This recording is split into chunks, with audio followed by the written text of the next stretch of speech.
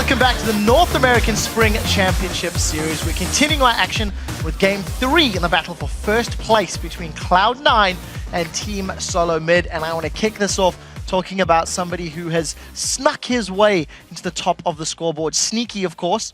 He did phenomenally well on Graves in that previous game, going 10-0 and 7.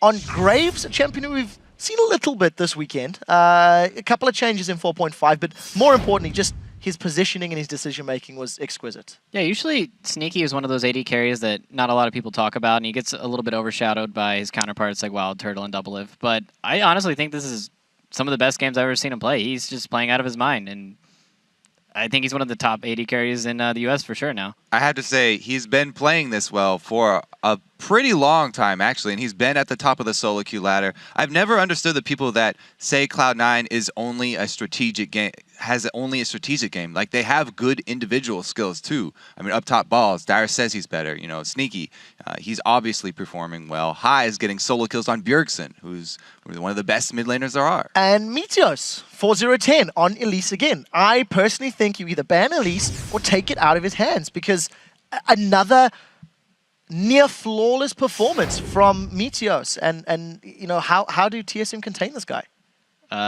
Like, same thing as last game. Same thing as last game. I just think that, I mean, OddOne is an Elise player. I'm not sure if he put the games in recently because, of course, she did get a little bit of nerves. But I think that he should be looking to pick that champion up. It just revolves, it just works perfectly with the way C9 plays the game. She has really good catch and really good objective control. So I want to shine some light, this time a little bit negative, on the other side of the rift. Team SoloMid have been struggling, both of their games. The man right in front of your screen, Xpecial. Second game in a row, he's 0-4-0 at the end of that match. Game 1, Thresh left me wanting. Game 2, Leona engages not as crisp as maybe you'd like to see from that champion. Is Xpecial on tilt, or is it just Cloud9 that good so far? Well, he's deep in thought right now. He's definitely working on something there. But yeah, he's obviously not performing up to his own standards right now. He definitely has it in him to be one of the top supports. I think it's the whole bottom lane as a duo, though. Both of them together are not having one of their best games, so they need to coordinate, get something going back in their favor. Banning out Lucian is not going to be the answer, because as we just saw, Sneaky's got plenty more characters he can use. Yeah, on the other side of the map, Dyrus, 171, camped. I mean, he was camped. Like, it's, you know, yeah. Oh, yeah. There was a lot of focus from Cloud9 against that Renekton. Of course, Renekton into the Jax. When you're first picking that Renekton, you go 171. In my mind, first picks always have to be very integral to your team and perform well. And Dyrus just, unfortunately, couldn't get it going. Well, it looked like TSM had the plan, you know, leave Jax up. Renekton is a pretty good counter pick into Jax, but when it's a 2v1 lane, and you have the Elise and the Jax just camping you, not that good of a pick.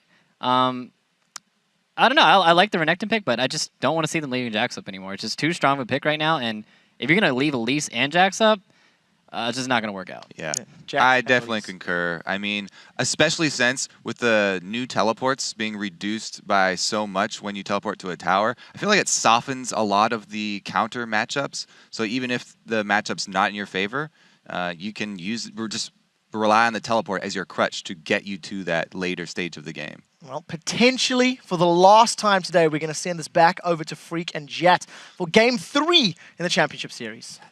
Thank you very much, Quick Shot. We are here. It is the third game, Cloud9 2-0. By the end game, rather convincingly, TSM puts up a great fight in the first half of each game, though. They really did. And I look towards what TSM does with their backs against the wall.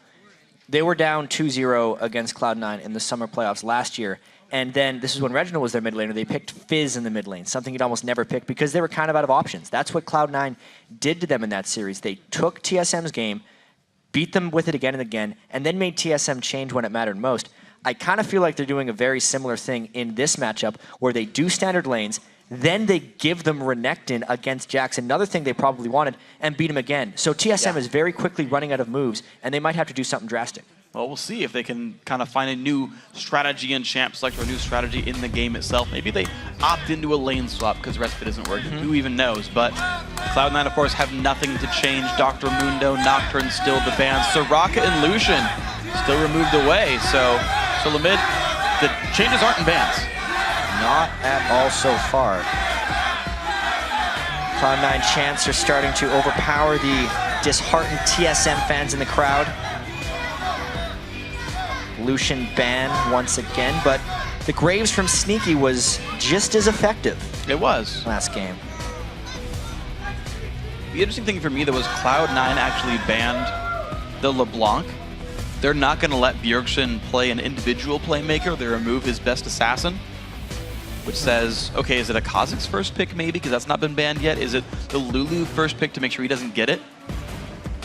Is it Renekton for a ball just so we can continue to bully his matchup? Like, I'm curious that they removed a champion High just played.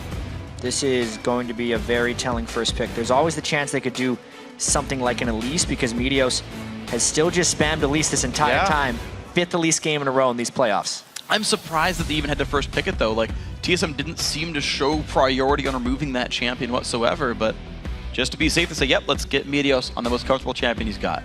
I think this actually shows that their ban phase is fairly well targeted, and they do not respect Dyrus' ability to play Jax right now. Yeah. I think that's basically what they're saying.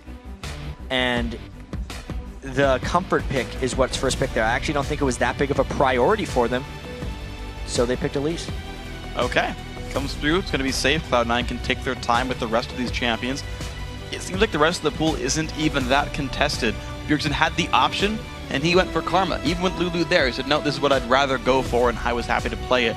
The AD carries, right? Graves versus Corki, both times. Yeah. WildTurtle was happy to just play Corki, then Corki again. Sneaky was like, it's fine, I've got backups. Support's also picking different things. They let Xpecial have Thresh, wasn't a problem.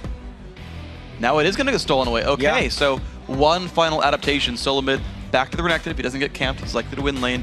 And Graves for WildTurtle. So a nice move there, I feel like, for TSM. I do not think it's time for them to do incredibly drastic things and do something they've never played before. Even though they kind of did that once in the playoffs already, picking Karma against CLG.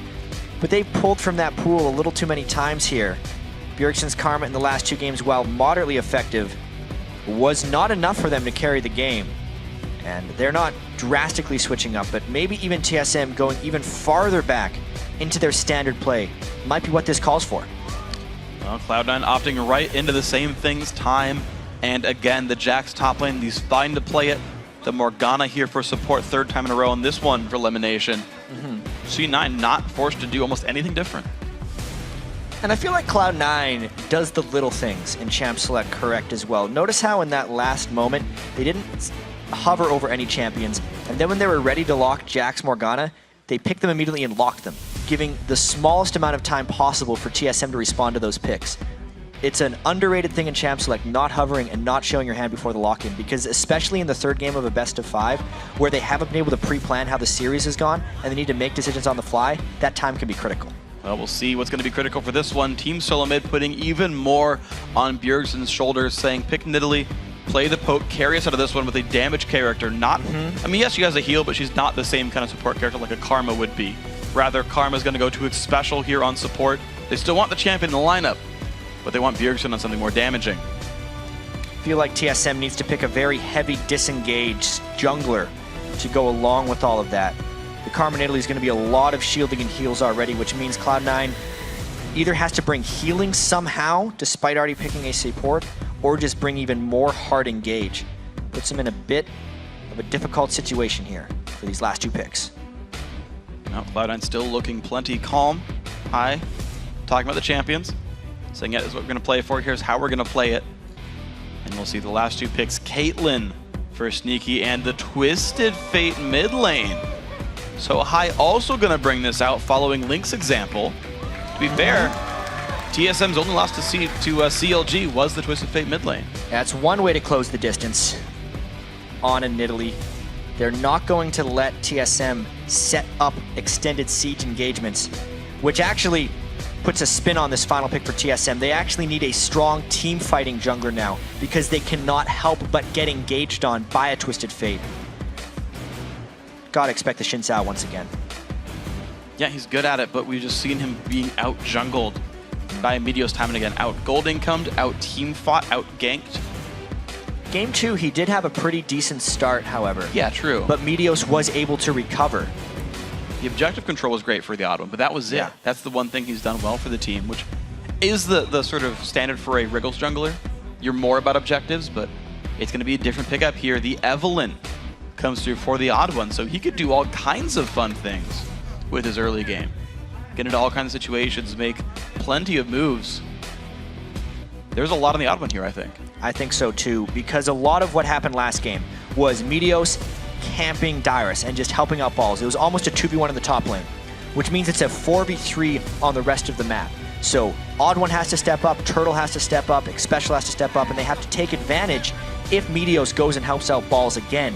They can't go even with the rest of Cloud9 like they did last time. Okay, so who's going to step up? Who's going to play actively? I know when Saint talked about playing as bottom lanes, it was only the CLG bottom lane he cared about. That was scary because they actually played aggressively. He said TSM just plays to farm. And if that's the case in a 3v4, that's not good. You said they have to step up and make some plays. Well, as the teams load into the game, it's a good time to check on Twitter, and you guys should submit who you think is going to win this game. Tweet us at LOL Esports and use the hashtag C9win or TSM win. We'll be checking in on where the vote stands throughout this game, which could be the decider for the 2014 NALCS Summer Split Championship. And you can see that TSM's aware of that. You saw the gigantic, like the settle in for Xpecial. He's like, this is the game. We've got to make this work. Third champion in 3 games for Xpecial there. Sneaky, not allowed to play Graves this time. He's actually on his 3rd champion in 3 games, but he's been having a really good series so far. He has. He's been having a great season. This has really been Sneaky stepping up. He's gotten better and better the longer he's been in the LCS. He's really trying to solidify himself as the top, if not one of the top, AD carries in North America. A 3-0 against TSM would go a long way in that argument. Yeah, and I'm impressed by Cloud9 in general. Like, even though I think Sneaky may very well be the top AD carry in North America, like, he's not winning the All-Star votes. He's not winning the popularity contest yet. The fact that Cloud9 has come out and continued to gain supporters here. Every time the TSM chant comes out, the C9 chant follows right after. These guys have been getting their following together, and it is performances like these. It's the new champions coming out, the new play styles, the crushing victories even. They build their following this way. And they're also very good at adapting to the game. Cloud9 is very comfortable on this patch. Seeing triple heal from them throughout. This time, they're on the blue side once again. They have been comfortable laning against TSM straight up this entire time. Something that I did not expect coming into this series. Even more so, I didn't expect them to beat TSM twice in a row if they opted into those lanes. So Cloud9 is showing how they can play almost any style and still come out on top. It's incredibly impressive by these guys. Even with new champs coming in, they can opt into bad lane matchups, still persevere. Their mid and late game decision making just always so strong for these guys.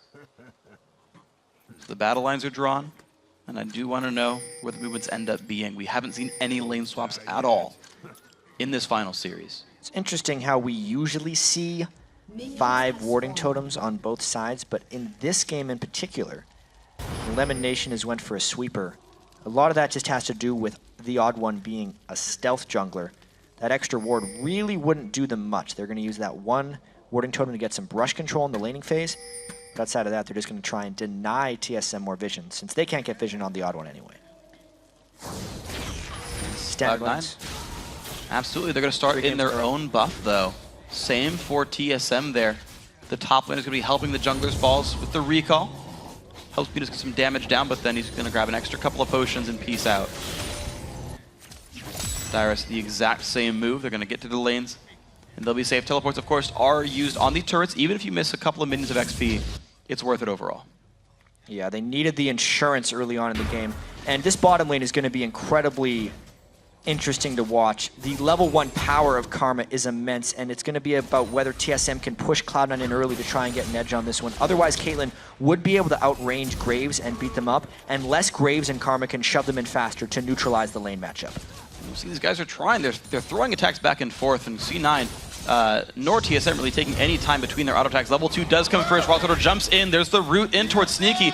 Good damage comes through the burst. The summoner heal forced out of Sneaky. TSM, they're showing aggressive. Cloud9 got trapped in a losing level 2 trade and did not hit level 2 in time.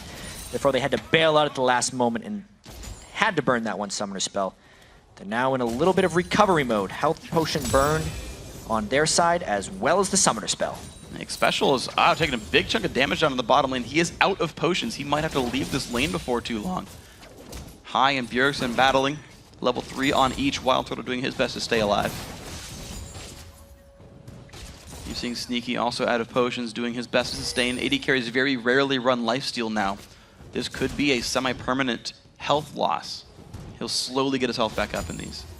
Caitlyn as well benefits off lifesteal even more so. Meteos through a ward. Gonna give them a little bit of breathing room in the lane, if nothing else. All right, so safety for now. Small gold lead overall TSM. Of course, that top lane will undoubtedly go Dyrus' way for quite some time until interference shows up. Yeah. They have to take the hits early on in that lane if they're opting into this matchup. It just shows the confidence they have in their bottom lane and their mid lane to kind of accept their fate here, knowing that Balls has to turtle against Renekton early. And so here's the push in. Balls. Gonna last hit under turret. Jack to the Doran's Blade has pretty good AD, and there's no dive coming in. Dyrus kind of looks like he has an Evelyn there. Yeah. But Balls doesn't flinch. Balls, very good overall, just game sense. One of these things. He's played so many times against Dyrus and consistently comes out on top. Good guesswork there by him. So there's the push in. The mid lane actually getting sieged out of it. Meteos helping with that one. High is gonna recall after about 6 waves. See what he picks up for himself. He is going to be backing off. Bjergsen, of course, on Nidalee. Actually winning the minion score. Interestingly enough. Getting pushed into the turret, but last hitting so successfully. But he's not able to recall on this time. Something we've been touching on a bit more lately is mid laners' CS scores at 10 minutes into the game. In this series in particular, Bjergsen's actually averaging 82 CS at 10 minutes, whereas High is averaging 66. That, of course, has been 2 Karma games where he's supposed to win that lane, but as far as starting NALCS mid laners, High's at the bottom of the pack from that because he wins the game in other ways. He roams around a lot, he buys more wards than anyone else in the mid lane, sight wards, and he just accepts those lane CS discrepancies because he makes up for it in other ways. Yeah, he gives first blood to Balls in the top lane. Like, that's worth 20 CS to me, like 100% of the time. Exactly. If I'm Balls, I'm like, yes please, High, keep doing that one. Nice spell shield, black shield rather. Keep Sneaky safe. You know, there's an anecdote about LemonNation. On his Morgana, he runs gold per 10 seals. So he's got to be playing very passively early on in the game. Yeah. If that's the case. They got pushed in a little bit. That's one of the reasons they may just farm that lane, as you were saying earlier. Deep Pink Ward does not get spotted by TheOddOne. That's actually a very critical Pink Ward miss, because that'll give a lot of scouting information to High later on. So they know he's on the top side of the map, and it's going to let C9's bottom lane play a bit more aggressively for the next 20 seconds. Until they see him once again. TheOddOne is looking towards the mid lane right here. Didn't pass any wards, but he's going back up towards his jungle. Might not have re-stealthed in time, actually. He did pop the W to get around the map. High missing a silly CS, but that's okay. It's only 1. Threat comes in. To touch back on the warding game between High and Meteos, it was a trend in the regular season as well in the playoff games. As far as sight wards purchased by mid laners, High purchased 264, whereas Bjergsen purchased 88 in his 22 games. So more than double per game for High. And it's giving Cloud9 map control. It happens in this series as well. They were finding the picks because they generally knew where TSM was, and TSM was getting caught off guard. TSM's trying to neutralize that in this game. Evelyn obviously cannot be seen by the sight wards, and it's all about Pink Ward playing, so that number is going to get skewed a little bit in this game. It's still an important change. They're called stealth wards now. It's true. I think Pink Wards are still vision wards. Correct. They still give sight. But yeah, sight and vision, I realize, are, you know, not exactly ideal names for conflicting items. It's like an infinity edge or a forever Green edge. wards. Green, yeah, that's what I did. Green wards and pink wards, guys. Those are the real names. It's like that yellow summoner spell, Flash. It's a little bit harder to say, though. Still just farming out these lanes as well. High, Oh, aggressively High. going for some CS. Yeah, it's taking a lot of damage for this one. Got to pop the summoner heal. Bjergsen. Javelin, ooh, MVP minion keeps High in a safe place. Yeah, he was trying to shove out the lane a little bit, and Bjergsen aggressed him at just the right moment. So a little bit of a mistake there by High, trying to red card all those CS. He knew he was going back shop anyway, just didn't want to burn his heal. Well, he did, though. It's going to be Bjergsen able to stay in the lane, but that's the second recall now for High. First time he went double Doran's Ring plus boots, now he's grabbing a Fiendish Codex. Last time we saw this Twisted Fate, it was Link, and it was a Morellonomicon rush. I want to see what this Nice ends up building binding. into. Yeah, Xpecial taking some very serious damage. You see LemonNation very rarely gets counterattacked in these. Playing completely safe. Armor marks, by the way. So he's reasonably durable, but... So this game is playing out fairly similar to games 1 and 2. However, if we were actually tracking the early games, Cloud9's better off in this game 3 than they were in game 2. Balls is actually stuck with Dyrus even more, so he's only down 12 CS. And the bottom lane is doing fairly well pushing for Cloud9. High Bjergsen again in the battle, but blue buff, Nidalee. Such good sustain there. I don't think High's harass will do much. Good dodge, keeps him safe. Cycling around the cards, going to make sure to last hit what he can. Meteos making the flank here. Bjergsen waits around. No, good javelin. Does not get dodged, but the cocoon's going to land. It's only 1 second stun though. Bjergsen backs out. Another javelin hits Meteos. He's on a 300. He's got to leave. 2 for 2 on Bjergsen. He makes that gank a big folly right there, and it means he can fully aggress onto High, starting to get a lot of that mid lane pressure. How is the rest of TSM going to capitalize on this? Because Bjergsen goes. Wow, forces the flash away. Bjergsen starting to really press his advantage here in this lane, forcing High back a 3rd time now in 9 minutes. Heal was already burned. Now he gets the flash. Bjergsen still has a heal for himself. He's forcing a lot of pressure just on his own, making it much more difficult for Meteos to help out in the top lane, which means it's now Dyrus who needs to become the victor. And it's a 21 minion lead for Dyrus here. He's actually doing a great job. He's pushing balls around. Yeah. Watch that fight again. Just another watch by this one. It's a nice move by High to get the gold card in, but then split-second flashing. Bjergsen tries to jump in and flash for the execute. He actually misses his swipe because High flashed away before that one could go off. But because he pushed him back so heavily, he roams top. Dyrus now taking some turret damage. It's going to be top lane turret going down with this one. Most likely, it's getting very low. Will they take it out? I'm going to say with yes. TSM are going to get the first turret, but look at this, Cloud9. They rotate back to the mid lane. Meteos going to secure this one with the team, making it equal. This could be a massive take for Cloud9. As far as the CS at 10 marks we're talking about, there was actually 89 from Bjergsen in this game, which is 7 higher than his average within the first 2 games, and 23 higher than his, or not, just a huge amount higher than his regular season record. Yeah. For that. Mid-70s is normal, right? Yeah, mid-70s is normal for him. Because of all the trading, especially against High, someone who's very aggressive in the mid lane. He's just playing out of his mind so far in the laning phase on Nidalee. But his turret goes down because it was from top. Special secures his own team's white camp. 1 of 4 CS for the player, but significant gold income there. Sightstone done. Interestingly, the mid turret though gets answered right away. So look at this, turret's falling down all over the place. 2 for 2 right now on the map. Bottom lane lost one, mid traded, and TSM got the top lane. Very interesting contrast of turrets, but it means the gold is completely even. The question now is what that does to the rest of the game. Twisted Fate and Nidalee can both cover a lot of ground. Twisted Fate with his ultimate, Nidalee, of course, just pouncing around. It's going to be about who can get the big ganks off now. High tries first. He gets the stun. Gets some good damage. The trap's not going to come down in time. WildTurtle walks away with 600 health. Make that 200 health. Still has heal. Xpecial still has an exhaust if he gets back on. He really just needs to try and lifesteal up a little bit. No Vamp Scepter, but does have that Doran's Blade. Well, Cloud9, they finished the recalls in the jungler and support. Maybe they make their way down to Dragon in time. TSM just recalling their duo lane away. So this is a small temporary period where Cloud9 will have a numbers lead in the bottom side if they want to go hardcore for the Dragon. Got to be careful that Dyrus has teleport there. Looks like Cloud9 not really looking that aggressive for it.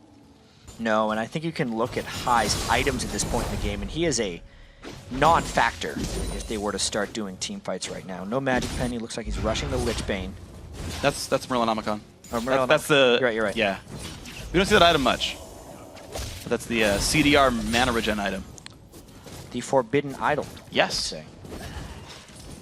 New item in the 4.5 patch. Again, comes in from behind from Meteos, gets a stun. A lot of backup. Decent damage, but the teleport from Dyrus will force Meteos back. He doesn't cancel it though. So Dyrus shows up to clear some waves, and now he's on the correct side of the map for Dragon. Right, and Balls has no teleport down to the other lane. This is all about TSM forcing the Dragon. They should go immediately because Balls has no way of coming back for this one, and he's going to try and push up that top lane. TSM would love to be able to get the Dragon and prevent that turret from falling. Balls has it in 35 seconds. That's the teleport timer for him, but TSM going to kill that way too fast. No contest there. The smite comes through, and TheOddOne claims the Dragon. So, no champion kills, but many turrets have fallen. The Dragon as well, and it means TSM are up 300 gold. That's heavily based off the mid lane control that Bjergsen has been able to get from High. Very impressive performance by him. They're really holding this blue buff a lot because they're giving him the blue buff, trying to channel as much farm and power onto Bjergsen as possible. as per the TSM strategy. He is basically tied with Dyrus for highest CS in the game. Both those two are definitely winning their lane matchups. They've stepped up so far in this game, and we haven't yet seen that Meteos camp. Dyrus hasn't gone 1-4 so far in the game. There's been no roams from high. He went bottom lane, got him a turret, but no kills yet. Lulu gonna go over, high grabs that at the best time in the game. Bjergsen wanted to try and stop this one, does get one of the minions. Yeah. Loses that ward ward out for of it. 10 gold goes over the way of Meteos. It's worth more than that little monster right there, so, you know, worth it. Heavy amount of sweepers coming out very early from Cloud9, trying to deny that TSM vision, as well as not needing the warding totems because the Evelyn. Ooh, the sidestep from LemonNation, but Bjergsen's coming down. Javelin will hit him. Half HP, empowered Q, flashed by LemonNation. Bjergsen, though, not going to chase down. Yeah, but he might continue this one. They know they have isolated the AD carry, which meant Sneaky had to bail out. So they don't overcommit for that one at all. WildTurtle, though, stuck clearing away this bottom lane. Interestingly for him, he went Berserker's Greaves to the completed Bloodthirster of Sneaky. So there's a bit of an item disparity here with the BT stacks, meaning something for the next few minutes of this game, until WildTurtle can buy and then get 30 CS. Getting the Bloodthirster first is so critical because of the stacking mechanisms on this one. But TSM's going to try and shut that one down. They have a lot of map pressure bottom. Even with the Twist of Fate, he was very fortunate to know where everyone is with that Twist of Fate ultimate. Otherwise, that would have been into a 4-man gank. Surprise, the odd one. Great timing by High on that Twist of Fate ultimate. So everybody's safe here, but Balls is getting free farm in the top lane. He is down 30 minions right now under Dyrus. Dyrus has, again, done a great job of that, getting the turret plus getting the minion lead, but it's only a matter of time until Balls is more effective on the map. LemonNation finds a binding, gets a bit of damage down. Cocoon's going to go through as well, but TSM, they've got too many people here. It's a 4 versus 3 on this side of the map. Ooh. C9 forced back, great Javelin lands as well. Yeah, they can't just take these spears again and again. They need to make moves elsewhere on the map, which is exactly what Cloud9 is trying to do. High pushing strongly up that mid lane, trying to punish the time that Bjergsen has spent down here spearing them. And Dyrus makes his way back to the top lane, but no one is stopping High in the mid lane. Actually just moves back around, though. He's not even trying to hit the turret because Bjergsen's showing up. He wants to kill him. Well, gold card locked, dodges the Javelin. Dodges the trap as well. Bjergsen not done with this yet, though. Good dodges again, High gets out. Really smart play there by High. Doing sidesteps while he's looking to lock in his gold cards. And not taking a single point of damage from Bjergsen. That's definitely some excellent play right there. Some nice wave clear. I would have died there. A lot of people would have. Yeah. So LemonNation going to help get his team control. Both teams, look at this. Double green wards, got the name right. There in the blue side jungle of TSM. Pink ward removed away. Cloud9 getting rid of some more vision, but you got to be careful. That golem's going to respawn in about a minute and a half. And Cloud9, they've got better vision on that area.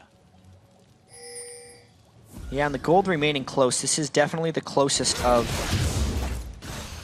3 games we've played thus far. TSM wanting to set up some nice sieges with Bjergsen later, but Balls is actually farming up pretty well. He does have that Blade of the Ruined King this time, before Dyrus has built his Sunfire Cape without the help of Meteos' ganks in the top lane, so that is a positive. The negatives, however, is that High has been pushed around a fair bit by Bjergsen in the mid lane. And TSM hold on to a 400 gold lead for all their effort there. Now keep in mind, Twisted Fate's passive is to get basically free gold by last hitting. Right, that's one of the reasons the gold appears much closer. It's about because of all 500 the gold worth. Gets. That goes to show you how strong Bjergsen is right now. He even has a blue elixir. Look how he's trying to take advantage of this spike in power right now with the Athenes and the Sorcerer's Shoes. He's going to consume that blue elixir, so he has it for the Dragon, which is coming up in a minute and 20. Well, you're seeing that C9 are afraid to fight this, right? Renekton's still more powerful than the Jax. Bjergsen's obviously outperforming High right now in the fights. The AD carries fairly equal out of themselves. You see Dyrus pushing Balls back. Jax has to be careful in this one. High, by the way, at 560 gold from the passive, so it'd be an even bigger lead. More damage comes through. Full retreat now from Balls. We've got to track Dyrus' Tiamat. He's very good at using that in trades. This is why Renekton's built Tiamat, is because it cancels the long windup after his W. So he'll hit him, use his W, and then Tiamat, and then he can just keep swinging at full speed without getting animation locked in any of his moves. Dyrus is very good at that combo. Yeah. You Q right after. You get a whole bunch of burst down with her stunned. it's all kinds of difficult to deal with. Sneaky putting some damage down, knows the range of Dyrus, and there's no follow-up for a flash stun, so he's safe. Lemon needs a trap real quick, gets revealed but doesn't care. Dragon's now in 24 seconds. TSM actually get the movement to the bottom lane. That's very successful for them, and they get this 1,000 gold lead now for Team SoloMid. The mid lane Twisted Fate has not done anything yet with High. Yeah. He's gotten one teleport off that forced a couple summoners out of WildTurtle. TSM has definitely taken map control amongst all of this, and because I feel like the fear of spears and the pink ward battle that TSM has been winning in this Dragon Pit, this could actually be an uncontested Dragon without losing anything, a first for TSM in this series. And it's going to be going down rather quickly. Sneaky will try for the Q. Little early, good smite there by TheOddOne, claims it. But C9, I mean, I guess they're just waiting on balls then. Like they're taking what advantage they can, but there aren't any. In the top lane. This is their counterplay. They're trying to go hard on a Dyrus inside the turret. All right, he's been stunned up. There's a leap strike by as well, but he's taking good damage back on towards balls. Goes towards the left. Another gold card comes through the flash away. He keeps him safe. Yeah, you're right, but Dyrus has nowhere to go, and High finds the first blood finally. They committed 3 though, and TSM had never backed after the Dragon. They can get a lot with his attack speed from Nidalee and the Graves. All right, tier 2 turret gonna be going down for this one. Can they get more? The recalls from LemonNation and High will try to keep them safe. Bjergsen actually going to recall for himself, so no more of a push because C9 actually pushed mid with this one. Again, the out-rotation. These guys are just trading objectives for objectives. That's something Cloud9 has done so much. TSM went for the Dragon. It was uncontested. It felt like they weren't going to lose anything, but then they end up losing Dyrus and 2 turrets. Wow, exceptional play. So an extra outer turret and an extra champion kill was the trade for C9. They're going to back out of this one. The gold back to equal, actually. That's how you know it was a good trade. Stun? Yes! WildTurtle does get stunned up by a rank 4 Cocoon. He summoner heals, he dashes away. The flash is there if he needs it. He doesn't, though. Bjergsen heals when he gets away. Still a nice play there by Cloud9 invading the jungle. The gold has been equalized in this game. Still only 1 kill, but that's just because these teams are playing patient and very tactically. Played a lot of lanes against each other. And not letting each other get into kill range the majority of the time. Yeah, always successful retreats as well. And the thing is also, is despite all this and all the threats and everything else, the minion kills still rather high. Yeah. Everyone's sitting around 170, 180, the 2-minute mark, 20-minute mark, yeah. And that was really good as well. High left one of the small ones up and positioned himself right on the other side of it. That was really good. I gotta say that's intentional as well. Yeah. Played against a lot of Nidalee in his day. High, a very smart player, first and foremost.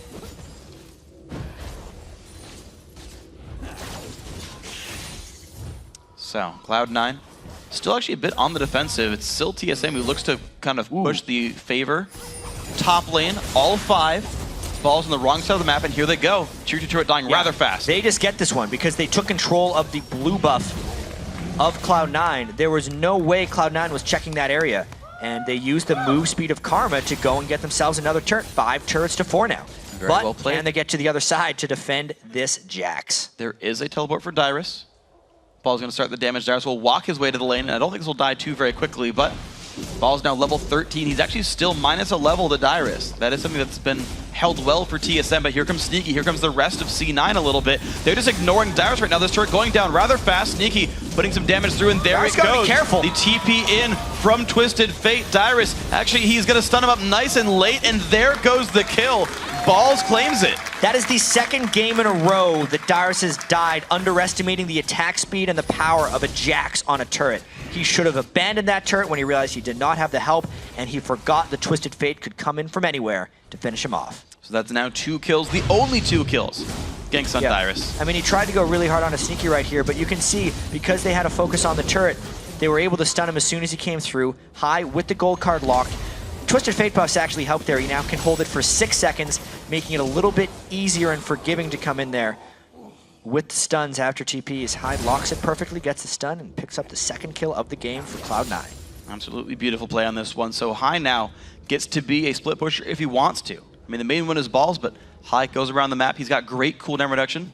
Right, early Morella and Namakan wearing a blue buff as well. This is one of the first TF builds I see that actually has CDR on it. Yeah, well, this is very similar to the Link build that he played against TSM because it's incredibly strong against the triple heal, 2 summoner heals, and the Nidalee that come in from TSM. As long as he gets on the right targets, he prevents those guys from being able to save them.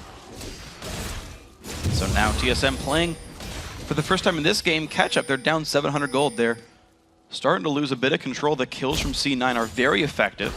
Sheen now done. Phage started for balls. He's starting to get himself back to the part where he can actually 1v1 Dyrus, and as levels come in, that'll keep getting better for the man. Blue buff's not being stolen away yet, though. Looks like that will be Bjergsen's. Again, a lot is on him. 210 minions. He's still got the good individual marks, but TSM just can't find any kills yet. What a fascinating game this is. Cloud9 with no sustain, having to deal with this blue buff Nidalee, who has had lane control the entire time. They're trying to outsmart their way to this victory because TSM has a very strong Bjergsen in the mid lane, doing everything he can, really. Great farm on all of the lanes for TSM, yet still 900 gold down and even in turrets. We've had 10 turret kills in this game and only 2 player kills. It is all about how they move around the map, cut each other off from turret defenses, and eventually catch each other for kills. There's no big team fights as of yet. Now keep in mind, that is pre-death cap Bjergsen. He's about 200 to 150 gold away from death cap combined. He's sitting at 600-700 gold on his inventory, so 640 gold right now, just 200 gold exactly. So that's going to be the thing. That's the TSM. Now, unfortunately for them, Dragon's in 15 seconds. He will not have death cap for the Dragon fight unless it gets delayed here. Of course, C9 can't know that, but there is that chance that they get in the fight that they want before Bjergsen really spikes up. High already has Zhonya's, so it's a better lineup for C9 right now. I think Balls also might be the point where he can be okay fighting Dyrus one-on-one. Good binding on Bjergsen, heals himself. Does have the blue buff. TSM already starting this one up. LemonNation is around. Could be a collapse. This is one of those times where Cloud9 tries to take another advantage. They're just trying to come right into the Dragon Pit here. TFL comes out.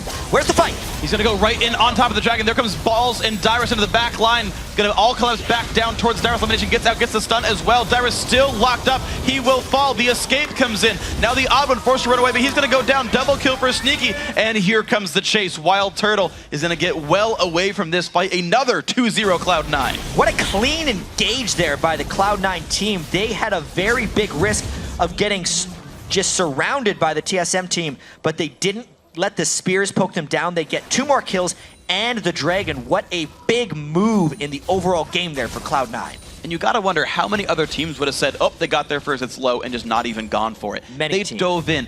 The Black Shield Twisted Fate ulti guaranteed no one would stop him or stun him on the way into the Dragon Pit to force away the members. They focused down. Everyone turned back onto Dyrus. Balls turned around to make sure they hit people down. I mean, C9, we talk about their team fighting, but there's a great example right there. Forcing their way in, making it work. Means 26 minutes into the game, they're starting to assume control a little bit. Understanding the power spikes in the game here, knowing that they had a lot of items completed right before that. There was a Blade of the Ruined King, they had the Phantom Dancer and Bloodthirster completed on a Sneaky. The Zhonya's on high, so even when he could teleport in, he had impunity. Couldn't get immediately struck down. Just a very well-played game so far from both teams, but a little bit more so for Cloud9. Yeah, and that's resulted in a 3,500 gold lead for these guys. Looking at the 3-0, looking at keeping their perfect playoff record alive. Their second straight North American Championship, the trip to All-Stars Paris. In Game 3, that could be it for Cloud9. TSM, they need the giant comeback. They've got to find some way back in. Honestly, like, the rotations have been good from TSM. They've found good turret pushes, but they've not found picks. We've yet to see Bjergsen kill someone by himself with javelins. This is somewhat reminiscent of Game 1, where TSM just isn't able to find kills and Cloud9 is able to sneak a few here and there. Not enough finishing power on the TSM team, and now Cloud9 is playing with a lot of confidence. You're seeing them start to control the map. Balls is well past, like, well, not anymore, but he was like past the death of that second turret up there, shoving the lane in, knowing he was safe. The rest of the team had eyes on TSM's lineup. Cloud9 takes some time to back off for now. 3 completed items now for High. He's got Void Staff done. 3 completed items for Sneaky as well. You're seeing kind of down the line these slight advantages for each of the members. It's really crazy to think as well how much Cloud9 has historically dominated TSM and how it is continuing here in the finals despite how great TSM has looked throughout the season. They're 12-1 against TSM Lifetime. If they win this one, it will be 13-1. In this series alone, I know we always talk about the KDAs of Meteos and High and how little they die, But Meteos and High haven't died this series, not a single time, which is incredible when they're laning up against the MVP of the NALCS in Bjergsen. If they could keep that streak up, they're definitely going to lock down the title in this game. Meteos eats a trap, doesn't even care. It wasn't even a cupcake. It's a crappy trap. Still eats it. Meteos doesn't care. Spiders, omnivores.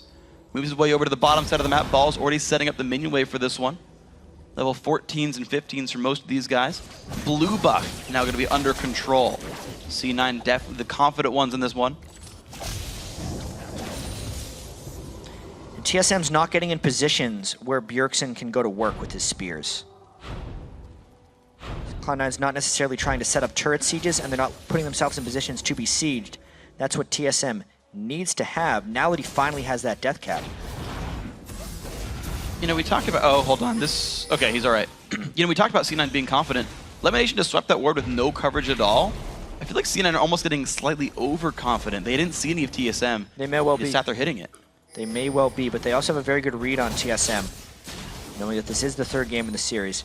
LemonNation is getting rather bold with his plays right here, though. TF in one lane, Jax in the other.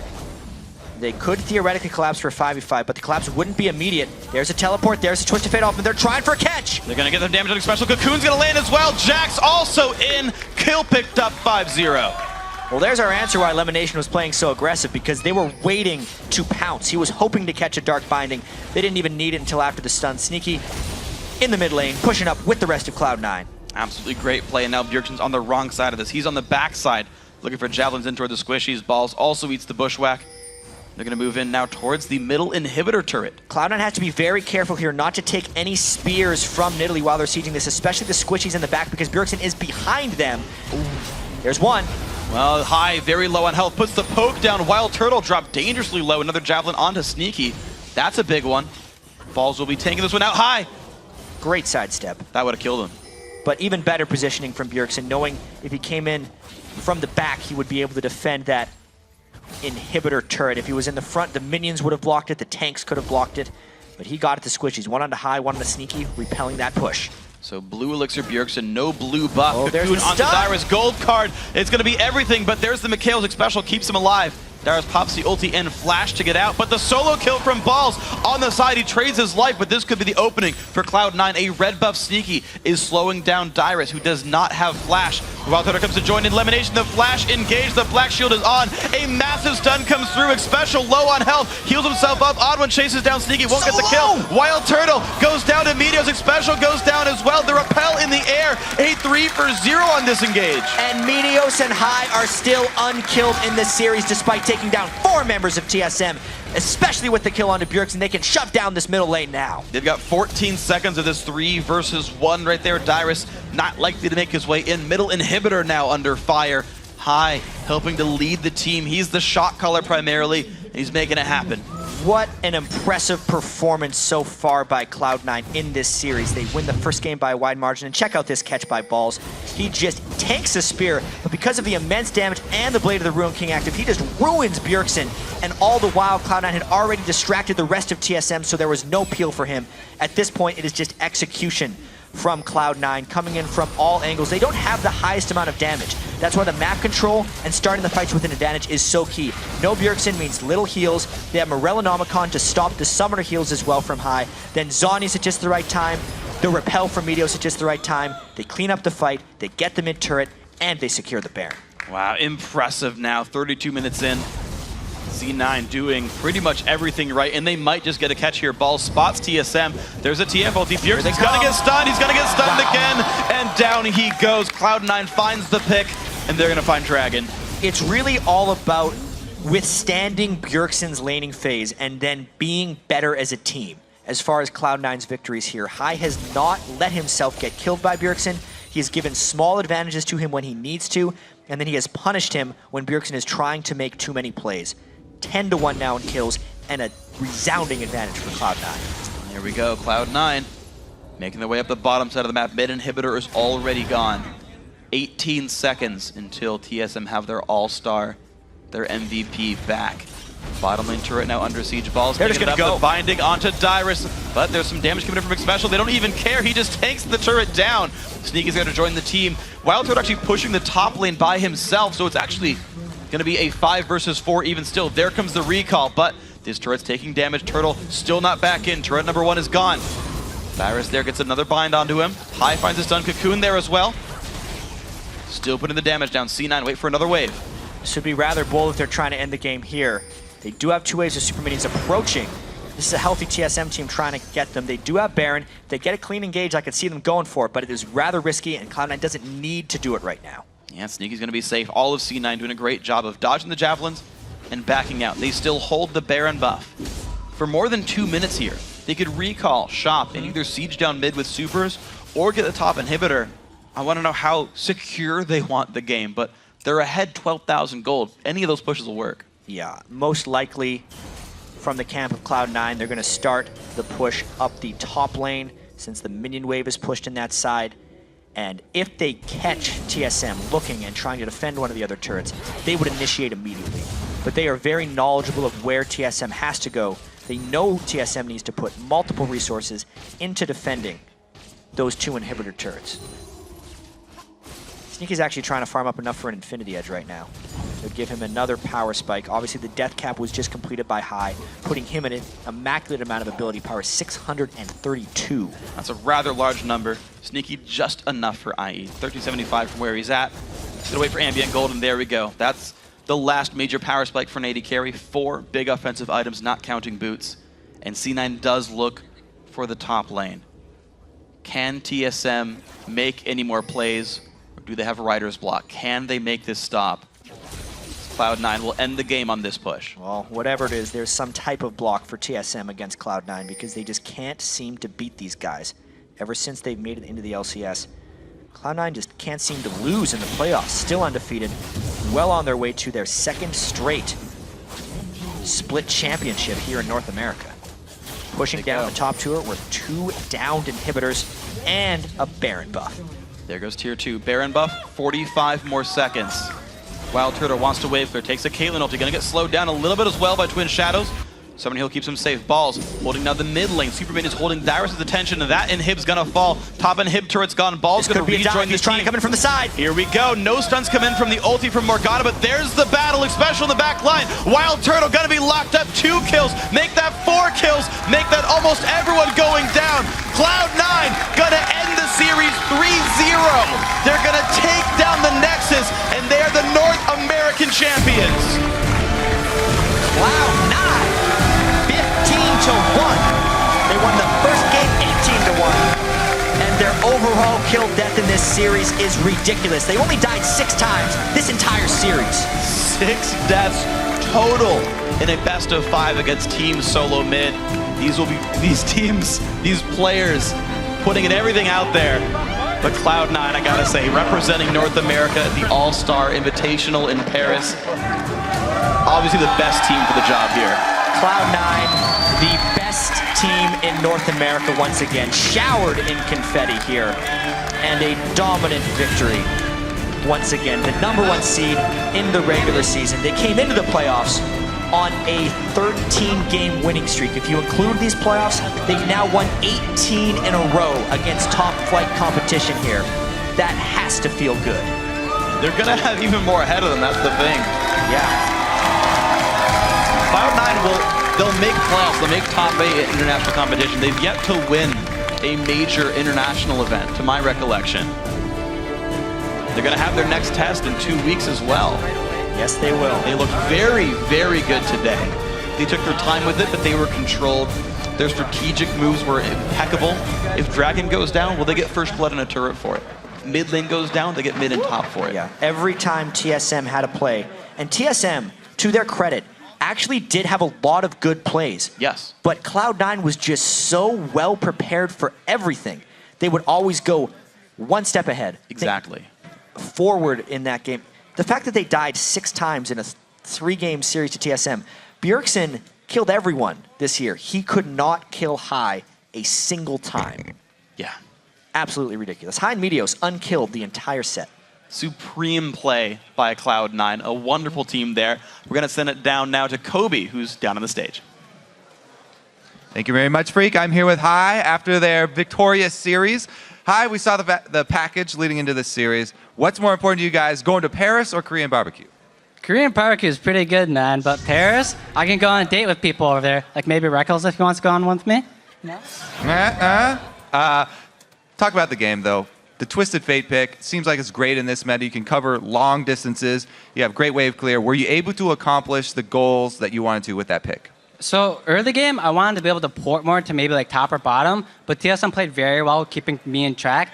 Bjergsen was always pushing at me, keeping whereabouts of me, and letting his team know if I could port. So I didn't get any good ganks off, but the thing with TF is, if he gets to free farm his lane, he scales the best out of like all the mids almost, just because of his passive. I had like 1,500 gold off of that thing, and just like, come on, that's just so much money. I don't have to win lane, I can just sit there and I'll win lane automatically, so. All right, well, you showed up very, very strong today. Looking forward at Paris, which of these international teams are you most excited to face? 100% SKT, dude. We've played the Europeans, we've played the Chinese, we have not played the Koreans. I'm ready to play versus FLICKR, get my butt kicked, you know, learn a thing or two, but I really want to play them. All right, well, congratulations, Hi, once more time. And we are going to send it back up to the guys at the desk. Thank you very much, Kobe. So, an incredible series and a lot of incredible players there for that one. It's been a week full of high-stakes games and huge plays, but there was one player who stood out from the rest of the pack.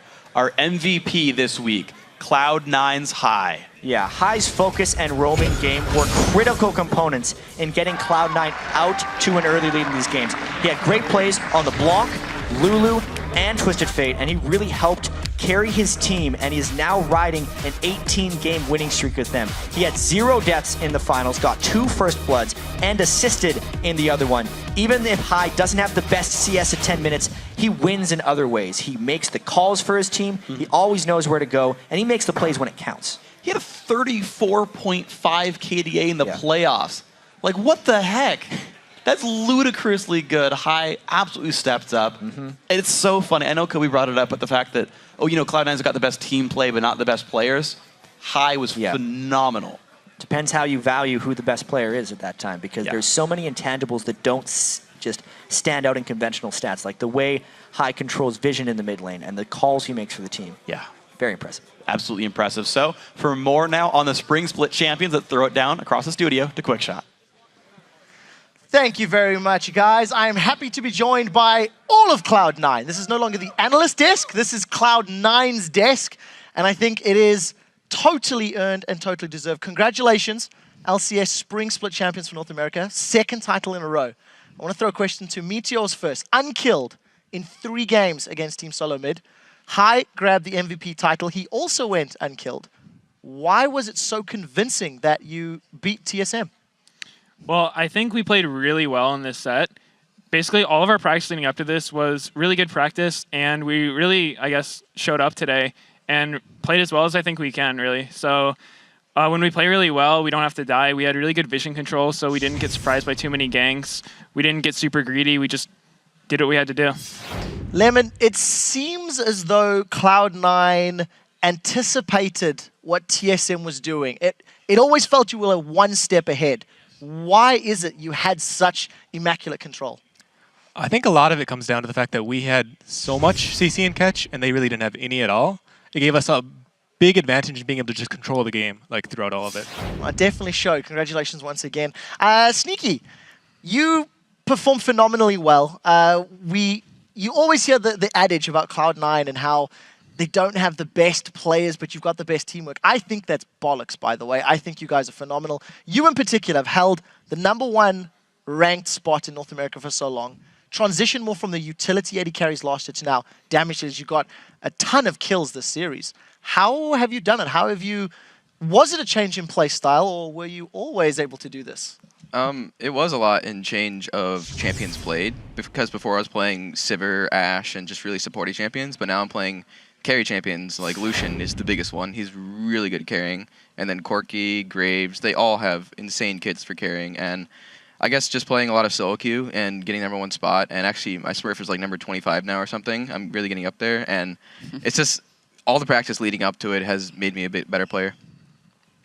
I want to say that I know Sneaky could always carry like this. Just in the past split, we really wanted him on kind of a more CC-oriented type carry. But this split, Lucian and champions like that have just been much stronger. Well, it's good play. I want to know, how do you keep #1 on the solo queue? What's your trick? And how do you have a second Smurf in 25? What's Sneaky's secret to solo queue? Well, obviously playing the AD carry role is a lot of the big key because I can actually get the big items and one-shot most people with like Draven and stuff. But I actually have to battle Chris a lot for the #1 spot because he plays the game and wins with a lot of points, and I have to get it back myself. Well, it definitely works in your favor. Balls, you are widely regarded as the best top laner in North America. I know you personally silenced me as a critic at Intel Extreme Masters World Championship, delivering. You always deliver. I mean, there's never a doubt. So my question to you is, how is it that you can always perform at such an incredibly high level, and it appears that nothing phases you? Well, I just play a top lane line. I have to, like, you just have to start. Well, that's pretty obvious. Because there's not really much to say about this. Like, I just farm a lot. You just play the game? PvE. Yeah, I just try to survive. Like, Jax versus Renekton. I think that was the hardest lane of the game. And all I had to do was survive for my team and get to late game, and that's when I can carry. Well, it definitely works out. Congratulations once more. We're going to go back to Meteos for this one. Talk a little bit more about Cloud9 throughout the split. You guys were not the #1 team for the majority of this and only really grabbed the #1 seed coming into playoffs in the last 2 weeks. What was up? How come you weren't as dominant? I'm using this term quite loosely. Well, in the beginning of the split, we dropped more games than we normally do because the game changed a lot from our style last year, which was pretty much farming a lot, trying to scale into late game, not going for a ton of early aggressive plays. And then this season we had to change a lot more, especially for me. I had to play like Lee Sin, stuff like that, and go for the early plays. And sometimes when you go for early plays, they can either backfire and you get really behind if they don't work, and the early game champions just aren't as good at scaling into the game. So we lost a few games just because we got outscaled and we couldn't make the plays that we had to. So a lot of it was just trying to adapt to the game as it's changing. So it's always possible. Every time there's a new change, we might not adapt correctly, but we do our best, and we brought it together pretty well towards the end. I like the discussion about adapting, because I've got a question for Lemon. Just a few more before we start to wrap this up. How is it that Cloud9 is such a moldable team? When I look at North America and Europe, no team stands out to me as a team that changes or adapts as quickly or as effectively as Cloud9. So how do you manage to interpret patches and adjust each of your team's individual play styles to match it? Well, I think all of us do a good job of looking at the patch and kind of talking it through and figuring out what's going to be strong. And we're also not afraid of trying out things in scrims a lot. I also feel that more so than any other team, all of our players can really play almost any champion that comes and becomes popular and becomes the new meta. It definitely appears to be that way. So just as a closing question now, you guys have locked in your spot for Paris. So bonjour, omelette du fromage, baguette, and all that other stuff. So Sneaky, looking at All-Stars, how are you going to prepare for another international competition? You guys did incredibly well at Intel Extreme Masters World Championships. How do you replicate that success? Well, a big key going into IEM before was getting there really early and being able to practice and get used to the jet lag and stuff. And then we were able to practice some in scrims against our European team, Cloud9 Eclipse. So I think if we get some good practice against some European teams and whoever else is out there, the Korean teams and China teams, then I think we can perform well. All right, well, I sincerely hope you guys do a great job. Congratulations once again, and I'm looking forward to seeing you at All-Stars. We are about to throw it back to Freak and Jat. So let's bring the MVP back in. Kobe and Saint have joined us to congratulate you all, the entire Cloud9 team, including Owner, as well as the analyst. And I think we just need to celebrate just one last time. I believe after your fantastic performance securing a Splinks of Champion, we need to celebrate one last time. The North American All-Star representatives. Congratulations, guys. We haven't told you yet, but you need to clean this up afterwards. Congratulations, guys. Thank you very much. We're going to throw this back over to the caster desk to wrap up the day. Thank you very much, Quick Shot. Now I wish I had confetti here. Unfortunately, there's so much confetti in this place now. but it's not here. I would love to be just like covered in glitter. That's my ideal look. All right. Let's take a final look at the final North American Spring Playoff bracket now that all the pieces are locked in place. Sitting at the top, the champions for another split, it is Cloud9, followed by Team SoloMid in second. And then Counterlogic Gaming took third with a 2-0 win today, which means Curse took the fourth spot. After that, it's Dignitas in 5th place, and 6th place is Team Coast. And the League Championship Series returns next week, starting Thursday, with the European Summer Promotion Tournament, starting with a best-of-5 series between Millennium and Ninjas in Pajamas. And then the North American LCS returns on Saturday, April 26th, with the Summer Promotion Tournament with a best-of-5 between Team Coast and Complexity Black. Then on Sunday, we'll get 2 more best-of-5 series with Evil Geniuses versus Cloud9 Tempest, followed by XDG Gaming taking on LMQ. Once again, the action returns Saturday, April 26th at noon Pacific Time, 9 p.m. Central European Summer Time. Then on Thursday, May 8th, we're kicking off our very special All-Star Paris coverage. And after today, we know that Cloud9 will be joining Fnatic, SK Telecom T1K, OMG, and the Taipei Assassins. And we can also lock in the 2 players who received the most votes from you and will be traveling to All-Stars to represent North America, TSM's Bjergsen and CLG's Doublelift. They will become members of the 2 All-Star Challenge squads, along with Diamond and Froggen from the European LCS, Team WE's Kaomei and Wei Xiao from China. The Saigon Jokers send QTV and Archie from Southeast Asia, and of course, CJ Entis Frost sends Madlife and Shy to Rain from Korea. And that's going to be all kinds of fun to watch this. So for more information on the Paris All-Star event, head over to lolesports.com. But now for myself, Jat, Quickshot, Kobe, St. Vicious, and the entire broadcast crew, thanks for watching, and we'll see you next week.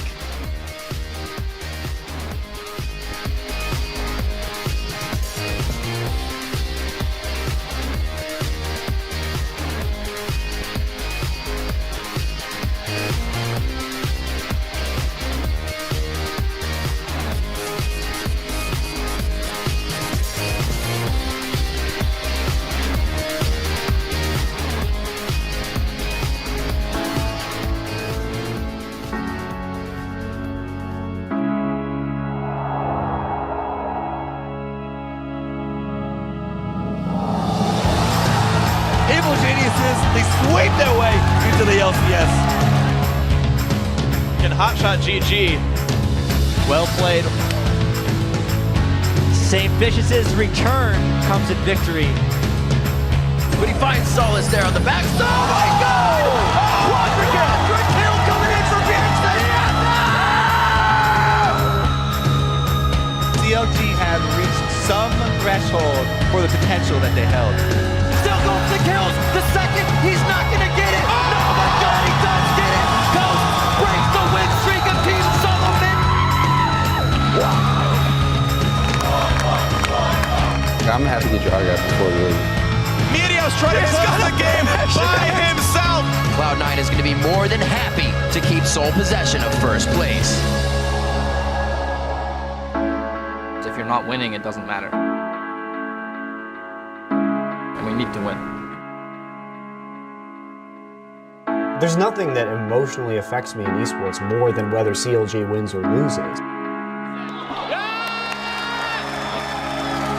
Counter Logic Gaming, make it 2-0. First, come back for game 3, and they're into the semifinals. It's CLG versus TSM. It's a classic. Bjergsen leads one more hit. That's a kill!